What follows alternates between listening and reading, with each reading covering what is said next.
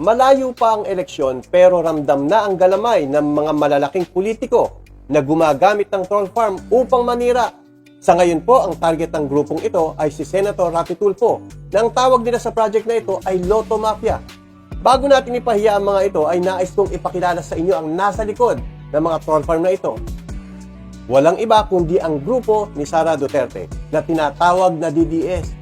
Tandaan natin na hindi ito yung DDS na nakilala natin noong panahon ng kanyang ama na si Tatay Digong dahil ang mga supporter noon na tinatawag na DDS ay organic.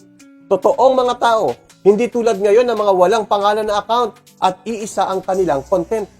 Akalain ninyo, gumawa ng isang video na malayo sa katotohanan at ikinakalat ng mga account na walang mukha at sabay-sabay nilang ina-upload sa TikTok. Sa mga naloko ng video na ito ay china-challenge ko kayo na bisitahin ninyo ang account na mayroon video na tulad nito at makikita ninyo na pro-Sara at anti-government.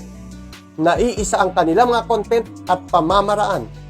Dito ay nabuking natin ang modus ng mga DDS troll na ito dahil sa kanilang sobrang katangahan ay lalong mababaon si Sara Duterte sa mga corruption di umano na pinupukol sa kanya. Kaya nagkikreate siya ng issue para ma-divert ang kinakasangkutang katiwalian ni Sara Duterte. Hindi tanga-ang bayan para maniwala sa inyo. At bilang vlogger ay babantayan ko ang kilos ng mga DDS troll sa social media upang ibuking ang galawan ng mga troll farm ni Sara Duterte. Pero ang tanong, ano ang ebidensya na hindi tumatanggap ng suhol mula sa PCSO si Senator Raffy Tulfo? Dahil sa dami ng senador at kongresista, ay siya lamang ang sumita at kumastigo sa PCSO. Bakit siya pa ang binabaliktad ngayon? Siya nga lang ang naglakas loob na magdala ng issue niya sa Senado at siya pa ang nababaliktad. Nakailang hearing na din ba patungkol dyan? PCSO dahil sa mga umano'y questionable pagkapanalo sa loto. Tanong ng isang mambabatas, baka may sabwatan sa tayaan kaya marami ang nakakatama. Nasa frontline ng balitang yan si Mean Los Baños. Ang tanong, talaga bang may nananalo sa loto? Hindi ba naman pula yung laro?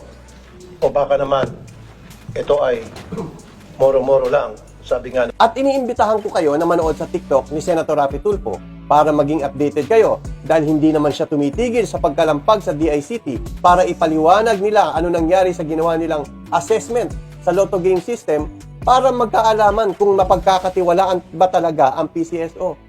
Nanonood ba kayo sa hearing ni Senator Raffy Tulfo? Dahil sa nasita at napagalitan ng PCSO, nangako ang PCSO na priority nila na mabigyan ulit ng trabaho ang 2,000 lotto agents na sinibak nila noon. Kung di pagigisahin, walang mangyayari. Meron kayong pinatay na pagkarami-rami, libo ang pinatay ninyo. At isa lang ang inyong binuhay kapalit ng 2,000, ito na nga yung online. Mr. Chair, that is baseless, I would tell you. I'm sorry, but I think the figures will show that... Who are you to say it's baseless? Mr. Chairman... Wait a minute, 2,000 na talagang given na, yung numbers na sinasabi niya, exact numbers yan, 2,000 ang natanggalan ng hanap buhay. Am I right, Ms. Javier? Yes, Chair, you're correct. So meron kayong 2,000 na pinatay nyo. It is not... Let's Mr. Chairman, pinatay nyo negosyo. if I may, Wait a Mr. minute, Chairman. let me finish and then let you talk. 2,000 ang tinanggalan. Nakasubaybay ba kayo sa mga ginagawa ni Senator Raffy Tulfo? Sinita rin ni Senator Tulfo yung di maibigay-bigay na premyo. Pilit iniipit yung winner ng 12 million pesos. May tao bang naninita kung kasabwat siya sa PCSO? Gamit utak. Baka nakakalimutan ninyo, pinatigil ni Senator Idol yung imbentong laro ng PCSO na Lotto Bilyonaryo. Yung may minimum na 1 billion pesos na premyo hanggat di nila napapatunayan secured yung system nila. Bago kayo mag-open itong Lotto Bilyonaryo, kailangan PCSO should come out clean and should be clear to everybody na hindi pa rin nakokompromise ang integrity ng PCSO Lotto. Because that's the reason why we're having this hearing. Now, ito, Lotto Bilyonaryo, Mr. Reyes, I would not recommend that PCSO will come out with this new game na Lotto Bilyonaryo. Ayusin niyo muna yung integrity. Kasi questionable ko. Alam niyo naman ito, di ba? Opo, kaya nga maraming nagka-question sa integridad ng PCSO. Opo. Kaya paano siya magiging involved sa kabulastugan ng PCSO? Ngayon ay nalalaman natin na nagpapakalat ng mga ganitong issue ay ang mga troll account. Mayroon nagpopondo upang ma-divert at igiba si Senator Raffy Tulfo. Pero ang katotohanan ay lalabas at hindi ninyo magigiba ang taong nagbibigay ng totoong serbisyo sa kapwa.